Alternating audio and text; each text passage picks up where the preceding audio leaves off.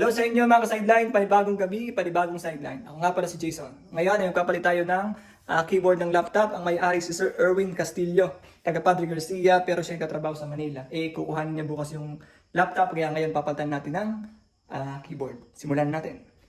At yan, sinimula ko na nga palang ayusin to, pero pinrepair ko ng parts na aking gagamitin, ang electric fan, ang panghinang. Pero yan, ang ginawa ko muna, inalis ko muna ang back cover, inalis yung mga tornilyo, and pagkatapos niyan ay papalitan natin ng keyboard. Medyo matagal nga pala mag-alis dito ng keyboard at saka yung cover niya. Since naalis na natin ngayon, papalitan natin bagong keyboard. Yan, kita niyo, pinakita ko sa inyo, fit na fit siya. And then sinumumulan ko na nga pala lagyan ng glue stick para hindi lumubog pag pinipindot ang keyboard.